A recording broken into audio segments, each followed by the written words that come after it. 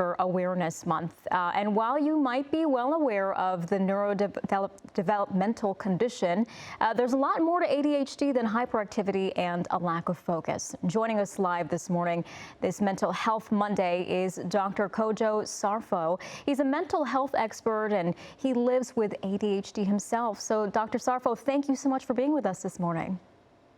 Thank you for having me. I appreciate it. Okay, some people out there may not have a full perspective of what ADHD is. So let's start off with an explanation of what ADHD is and what are some of the symptoms and challenges that it presents for people. Yeah, thank you for asking. So ADHD is a condition where, it's a cluster of symptoms, and the way it affects you is that it makes it difficult for you to regulate your attention. So a lot of people will say, they think that ADHD is difficulty with paying attention, but it's actually, you're able to pay attention, but you're not able to pay attention to the thing that you have to pay attention to at that point in time, right? So it's a difficulty with regulating your emotions, regulating your attention, getting things done on time. And the symptoms vary because you can have people who are more so hyperactive, and you can also have individuals who are more so inattentive. So it affects people differently, and it affects adults the same way that it affects children as well. Yeah, different symptoms in different cases.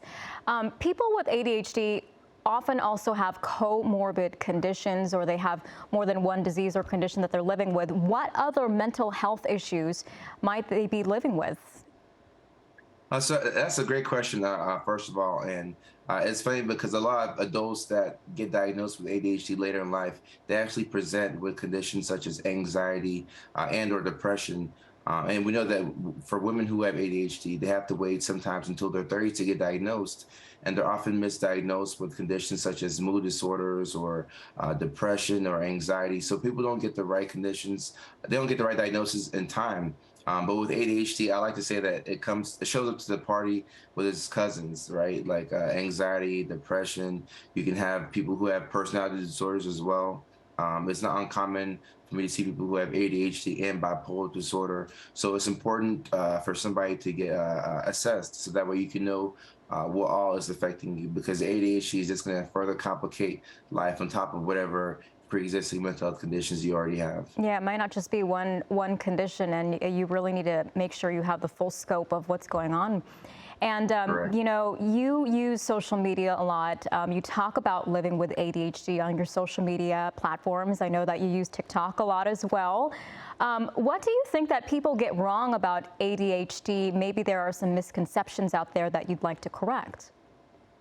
Yeah, so the first one that comes to mind is that, you'll hear the phrase, oh, everybody has ADHD, or I think I have a little ADHD today.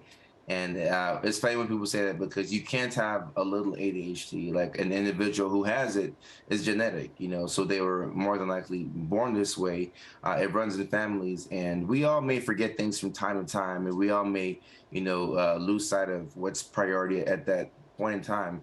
But the person with ADHD is going to pay a heavier price, throughout their life, and this may come in the form of relationships, it may come in the form of, your job, it may come in the form of, even your hobbies, right? You run out of time to do things, so you're stressed and you're anxious because you feel like you don't have that much control over your brain. So even though we all may have momentary lapses in judgment and we may forget things from time to time, the individual who has ADHD, it affects them to a degree where it can severely impact the quality of your life.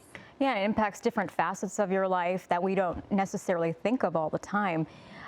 What would you say to people who think a statement like, well, people with ADHD just need to try harder, or maybe they think that using ADHD is an excuse? What do you say to people out there who may think these statements?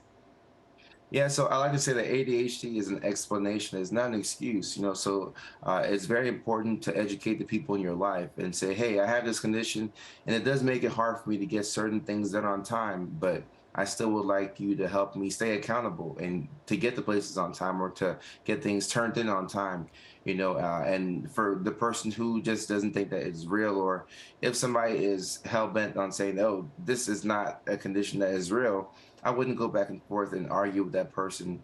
But I do think it's important for the people in your life, your partner, your kids, your parents, your coworkers, the people who, you spend a lot of time with, for them to understand you and to understand how the condition impacts you. I think that can put you in a position to succeed. Yeah, really pushing this message of compassion and being open-minded about having this condition.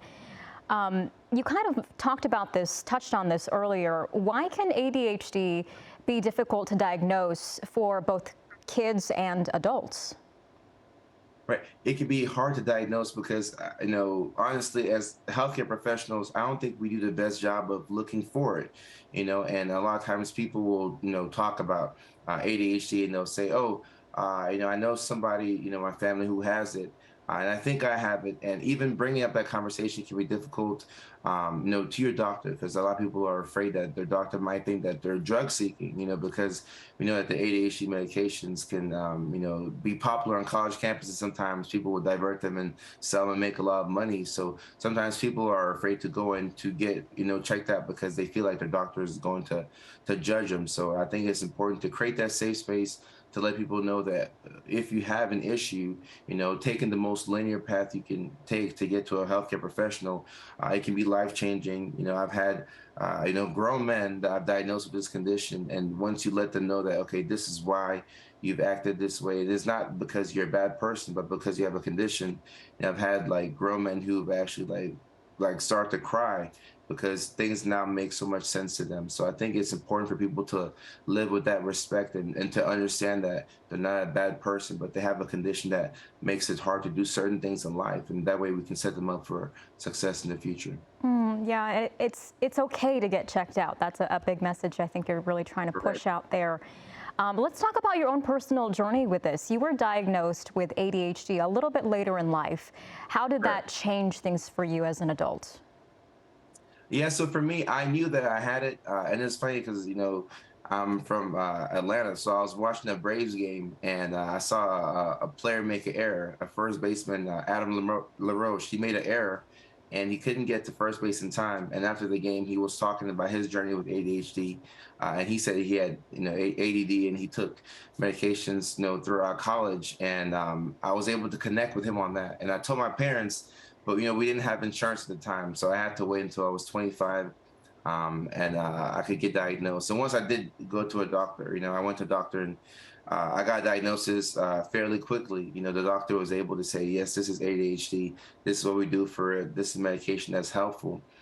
So for me, I did get diagnosed later in life. But I think it's important to talk about my story, and I'm not necessarily upset at my parents, because we weren't talking a lot about mental health awareness in 2009. We were just now starting to talk about these things, so it was a very weird conversation, and they didn't have insurance, and I didn't want to bother them, and say, oh, I can't focus in school. I need to go see a doctor because I felt like that wasn't the biggest of their worries at that time. So I had to wait late, like a lot of people in life. But that's the way my story went, and I'm able to help out people today. So I'm grateful for it. Yeah, that's a really difficult thing to grow up with. And I know that you sharing your story on social media is helping a lot of people kind of understand where they are in life and how to deal with all of this. We've also been talking about a lot of ADHD's challenges. Maybe we can also talk about the potential benefits or how you could see this being an advantage in some aspects of your life. Correct. Yeah. For the person who's able to, reframe things and use it as an advantage, I'd say that ADHD, it can, people with ADHD are very spontaneous, have a great sense of humor, and are very dedicated. When somebody with ADHD is doing something that they're naturally interested in, it's going to be hard for other people to be better at them than at that particular thing because they really enjoy it. And the downside is that in order to get things done, sometimes you really have to enjoy it. And if you have no interest in that thing, you may not do it at all, right? But if you have somebody with ADHD who's a fantastic musician, they're gonna effortlessly, make music and put out art. And it's important for people to do things that they enjoy, for anybody, but especially when you have ADHD, because it helps to kind of counteract the negative things that have been said about you as a child, that you're too lazy or you can't get things done. And we know that confidence comes from repeated achievement. So if you're doing something like even video games, if you're good at video games and you're playing and people compliment you for that, I think it's important to recognize that you can be somebody who can have a condition like ADHD, but you can be a top streamer, or you can be a good violin player, or you can be a good athlete. There's a lot of athletes who have been able to channel, their frustrations and, their energy into playing a sport and being, the best in the world at that thing. So with ADHD, you can be good at great things. Sometimes it's the simple things like, maybe bouncing a checkbook that can be frustrating for you. But when you are good at something with ADHD, I think it's very important to do a lot of more of that thing because it's good for your self-esteem. Right, it's not just challenges, and I like the word that you used earlier, reframing your perspective on ADHD. So I think that's a big key here. Now, what would you say to someone who suspects their child might have ADHD, maybe somebody watching this at this point in time? Yeah, I would say if, first of all, as a parent, if you feel like your child has ADHD, the first thing to understand is that you're not a bad parent. A lot of times parents may think that their child is, unruly or disrespectful or just a bad child, and they may take that as a reflection of their parenting. So that's the first thing I would say. You're not a bad parent, if you think your child has ADHD, and then it is genetic as well. So if you as a parent, maybe your sibling has, or if you have it, that could be more reason for you to allow your child to get checked out. And the sooner that a child has a diagnosis, I think it's better for them, whether they start medications or not. But I think it's going to be critical for that child's self-esteem, for them to know that they're not a lazy individual, they're not a dumb person.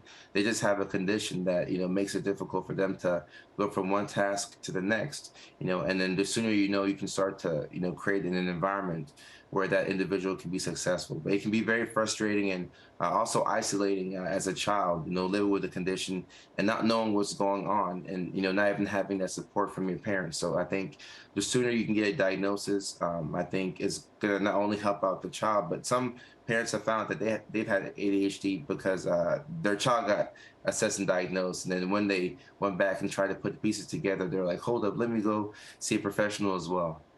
Oh, wow. Yeah, it can be very clarifying for a lot of family members out there. Dr. Kojo Sarfo, thank you so much for being with us. You gave us a lot of really great advice and some perspective of living with ADHD. So thank you so much for being with us this morning. Thank you so much for hearing me out. I appreciate you.